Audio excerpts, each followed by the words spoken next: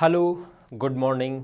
मैं Pavan Rao, YouTube channel maths with Pavan Rao में आप लोगों को जैसे पता है कि संडे को हम लोग पढ़ते नहीं है। नॉर्मल मैं छोटी छोटी बातें करने आता हूँ आपके साथ, जिससे आपका थोड़ा सा कॉन्फिडेंस बढ़ता है और आप लोगों का पढ़ाई में थोड़ा सा मन लगता है।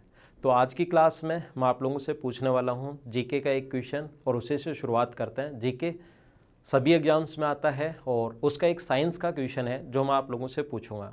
क्वेश्चन थोड़ा सा इंपॉर्टेंट है, सारे लोग ध्यान से देखना और ध्यान से इसका जवाब देना। इस क्वेश्चन का जवाब एकदम सही देना है। जहाँ पर भी आप लोग बैठे हो क्वेश्चन भी लिखना, आपको पेन और कॉपी में दिमाग में रखना। ऐसे नहीं रखना कि मेरा ऑप्शन ये था, मेरा ऑप्शन ये था, बाद में आपको लगे कि ऑप्शन कौन सा था। इससे अच्छा है कि जो भी आपका ऑप्शन हो उसको आप लोग टिक कर लीजिए। ऑप्शन लिख लो, चलो क्वेश्चन भी नहीं लिखो, ऑप्शन लिख लो और उस ऑप्शन को आप टिक कर लो, उसको कंफर्म कर लेना। तो हम लोग आज की क्लास में शुरुआत करते हैं क्वेश्चन से और उसको हम लोग फिर आगे बढ़ाते हैं। उसके बाद आगे की चीज़ें हम लोग करेंगे, आगे की बातें हम लोग करेंगे। क्वेश्चन बड़ा इंपॉर्टेंट है। जो अपने एम्स हैं, मेडिकल जो कॉलेजेस हैं, उनके पहले काफ़ी पहले एक क्वेश्चन आया हुआ है एंट्रेंस एग्जाम में। और मेडिकल का जो एम्स है काफ़ी अच्छे लेवल के क्वेश्चंस पूछता है। तो क्वेश्चन मैं आपसे अच्छा ही पूछूंगा। अगर यूट्यूब चैनल पर मैं आपसे पूछ रहा हूँ और संडे को आया हूँ, इसका मतलब थोड़ा सा अच्छा क्वेश्चन है, गलत होने की संभावना ज़्यादा रहती है। और उसके बाद मैंने ये वाला जो सेम क्वेश्चन रिपीट हुआ था आईएएस के एग्जाम में, थोड़े दिन पहले रिपीट हुआ है। ध्यान देना बोर्ड पर, कोशिश करना समझने की। मैं सबसे पहले आपके लिए क्वेश्चन लिखता हूँ ताकि आपको ऐसा नहीं लगे कि सर हमें क्वेश्चन समझ में नहीं आया था। क्वेश्चन लिख देता हूँ। What is the human blood colour?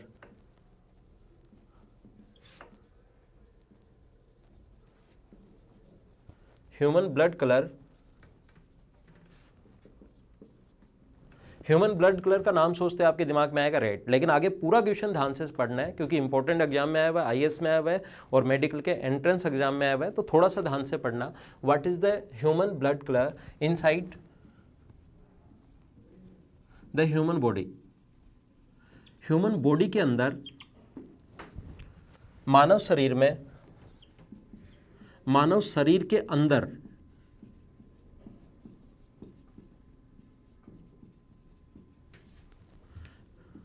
रुधिर या खून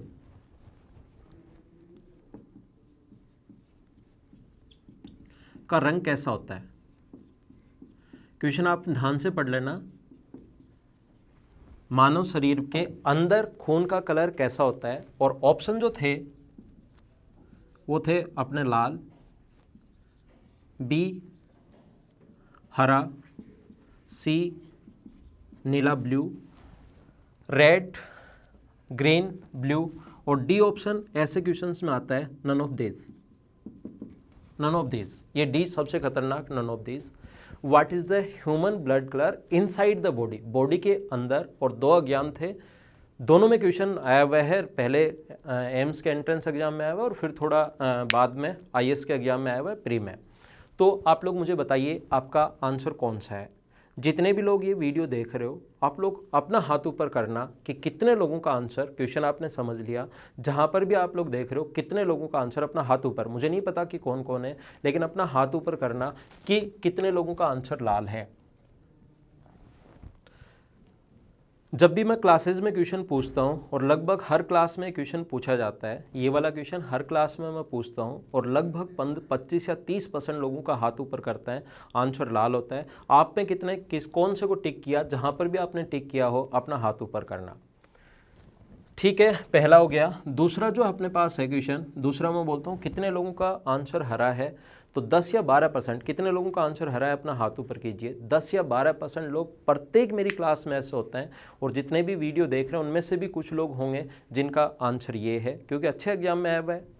तीसरा अपने पास नीला, और मेरी जितनी भी क्लासेज होती हैं उनमें भी मैं पूछता हूँ, या अब भी जितने भी लोग देख रहे हो अपना हाथ ऊपर करना कि कितने लोगों का आंसर नीला है। मुझे आप दिखाई तो नहीं दे रहे हो, लेकिन जहाँ पर भी आप लोग बैठे हो लगभग 40 या 50% लोगों का जो आंसर होता है, क्लासेस के अकॉर्डिंग मैं बता रहा हूँ, आंसर ये भी होता है। और 15 से 20% लोगों का आंसर नन ऑफ दीज भी होता है।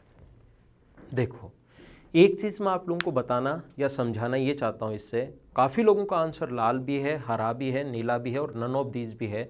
जहाँ पर भी क्वेश्चन पूछा जाता है, ये सभी क्लासेज में जब भी पूछा जाता है, कुछ लोग इसको आंसर देते हैं 20-25%, कुछ का आंसर ये भी होता है 10 से 12% का, कुछ का आंसर ये भी होता है 10 से 20% के लगभग, और कुछ लोगों का आंसर ये होता है 40 से 50% के लगभग। अब मुझे ये बताइए आप लोगों का आंसर क्या था, आप लोग एक बार सोचिए। तो इस प्रकार से देखो, एक चीज़ मैं आपको समझाना चाहता हूँ, क्वेश्चन ये किसी भी एग्जाम में आया हुआ क्वेश्चन नहीं है, कहीं नहीं आया हुआ। सिर्फ और सिर्फ जैसे ही मैंने लगाया, एम्स का नाम जोड़ा और आईएएस का नाम जोड़ा, आप लोगों के दिमाग में आ गया कि बहुत टफ क्वेश्चन है, लाल तो नहीं हो सकता। अरे क्या सोच रहे हो बैठे बैठे, ह्यूमन कलर तो लाल ही होगा ना भाई। हर क्लास में मैं देखता हूँ कि कोई तो हरा भी बताता है, कैसे हो गया हरा, कोई नीला बताता है, किसी को पता ही नहीं, सोचता है कि नन ऑफ दीज हो सकता है, हमें तो पता ही नहीं कलर, पीला भी हो सकता है तो नन ऑफ दीज लगा देते हैं। क्या सोच रहे हो ह्यूमन।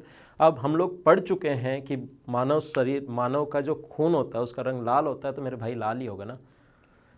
एक स्टूडेंट था हमारा केतन गर्ग, 2012 में इनकम टैक्स इंस्पेक्टर बना और अभी उसका आईएएस में सिलेक्शन हुआ। एक दिन क्लासेस में आया था और उसने एक क्वेश्चन क्लास में पूछा था, मैंने नहीं पूछा, उस स्टूडेंट का, केतन का क्वेश्चन मुझे बताना ज़रूरी है। केतन का ये क्वेश्चन है जो आईएएस अभी हाल ही में मेन आईएएस में सिलेक्ट हुआ, तो उसका ये क्वेश्चन था, उसने पूछा और क्लास में सभी स्टूडेंट ने इस प्रकार से बताया। और जैसे ही ये क्वेश्चन उसके बाद मैंने 3 या 4 क्लासेज में और पूछा, मैंने देखा कि यार जैसे ही कोई आईएएस पूछता है उससे फ़र्क पड़ रहा है, या मैं हर क्लास में पूछूं कि स्टूडेंट की मेंटलिटी ऐसी है। उसके बाद कम से कम मैं 5 या 6 क्लासेज में पूछ चुका, सभी में हालत यही होती है। जैसे ही मैंने नाम जोड़ा एम्स और नाम जोड़ा इन आईएएस की प्री जोड़ दिया, उसके बाद आपको लगता है पता नहीं कैसा क्वेश्चन बन गया। और यही करते हो आप लोग मेंस में बैठकर। काफ़ी सारे स्टूडेंट्स का कॉन्फिडेंस डाउन हो जाता है जब आप लोग मेंस में बैठते हो। मैं ये चीज़ समझाना चाहता हूँ, एक एग्जाम्पल से मैं समझाऊंगा, ये चीज़ें आपको ज़्यादा समझ में आएगी। डायरेक्ट में बोलता कि आपका कॉन्फिडेंस नहीं गिरा हो तो आपके समझ में नहीं आती, लेकिन एक बार चीज़ें आप अगर उसको देख लेते हो, उस पर चीज़ें एक बार आपका दिमाग रीड कर लेता है कि कहाँ। और यही चीज़ मैं बोलता हूँ ना, क्लास में पूछा कि ये क्वेश्चन पटवारी में आया हुआ है, लगभग 90% का आंसर लाल होता है और वो सही भी होता है। तो एक चीज़ ध्यान रखना, मैं आपको बताना ये चाह रहा हूँ कि काफ़ी सारे स्टूडेंट्स मुझसे क्वेश्चंस करते हैं कि सर मैं घर आकर सारे के सारे क्वेश्चन कर लेता हूँ, लेकिन एग्जाम में नहीं हो पाते। घर आता हूँ 100 के 100 क्वेश्चन 99, 98, 95 हो जाते हैं, लेकिन स्कोर आता है 160 के आसपास, एग्जाम में घबरा जाता हूँ। कॉन्फिडेंस आप में होना चाहिए। कॉन्फिडेंस अगर नहीं होगा, आप लोग जैसे जाते हो मेंस को, अरे मेंस को एग्जाम में तो टफ आया होगा, आसान सा क्वेश्चन भी आपको लगता है टफ आया होगा, और कुछ क्वेश्चन ऐसे होते हैं जो इतने बड़े लिखे हुए होते हैं और उनमें पेन चलाने की ज़रूरत नहीं पड़ती, आप उनको देखते ही छोड़ देते हो, आपको लगता है तो बड़ा क्वेश्चन है। जितना क्वेश्चन बड़ा होगा उतना ही आसान होगा, ये बात ध्यान रखना है, अपने दिमाग में बिठाओ। बड़ा क्वेश्चन कुछ लोग सोचते हैं यार इसको तो पढ़ने में ही टाइम लगेगा, जबकि वो ऐसा क्वेश्चन होता है, कुछ बड़े क्वेश्चन थोड़े अच्छे भी होते हैं, लेकिन बड़ा क्वेश्चन ऐसा भी होता है जिसमें पेन नहीं चलाना पड़ेगा। उसको पढ़ने से पहले ही दिमाग में आ गया कि क्वेश्चन मेरे से नहीं होगा, तो मैं लिख कर देता हूँ, नहीं होगा, आप चाहे कितना ही कोशिश कर लो। एग्जाम में जब आप लोग जाओ तो कम से कम आप ध्यान रखना, आपको अपने आप पे कॉन्फिडेंस होना चाहिए। आप ये सोच कर जाना कि पेपर आसान आएगा, सर ने हमें पढ़ाया है, वो इस लेवल का पढ़ा दिया है कि एसएससी वहाँ से क्वेश्चन पूछ ही नहीं सकता, इस लेवल का हम लोग पढ़ कर आए हैं, एसएससी तो आसान क्वेश्चन पूछता है। तो आपका कॉन्फिडेंस बढ़ेगा और आप ज़्यादा क्वेश्चन अटैम्प्ट कर पाओगे। और पहले से ही डिसाइड कर लिया दिमाग में कि यार ये तो अब मेरे से तो नहीं होगा सिलेक्शन, अरे मैं तो घबराता हूँ एग्जाम में। एक बार ऐसे सोच लिया ना मैं तो एग्जाम में घबराता हूँ, फिर कुछ भी कर लो आप घबराओगे। तो ये चीज़ मैं आप लोगों को समझाना चाह रहा हूँ, आपका कॉन्फिडेंस लेवल ये होना चाहिए और वो प्रैक्टिस से ही आएगा।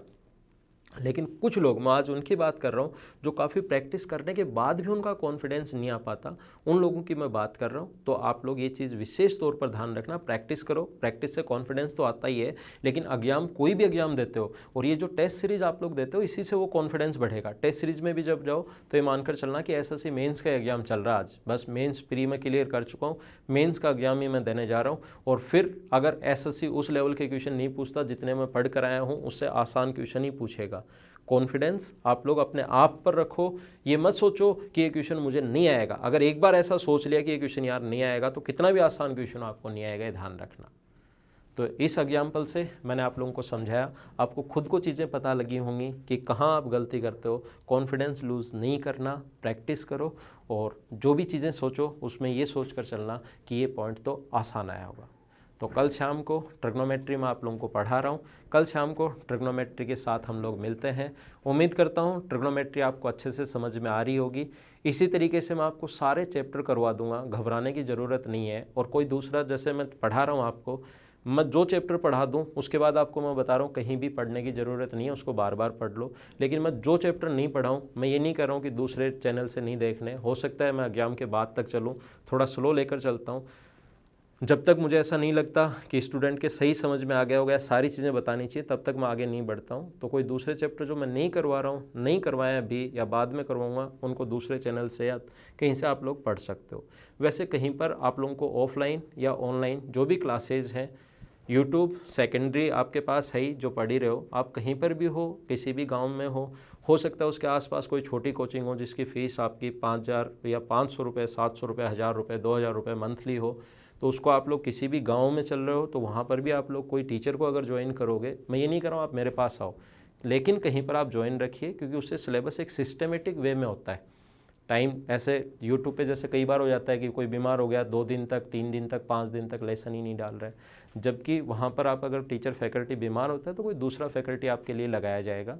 तो आप कहीं पर जॉब अगर जैसी लग जाती है उसके बाद वो पैसे उतार देना, कहीं ना कहीं आपको किसी ना किसी फैकल्टी के पास ऑफलाइन चाहो तो ऑफलाइन या ऑनलाइन चाहो तो ऑनलाइन क्लासेज ज्वाइन करनी चाहिए।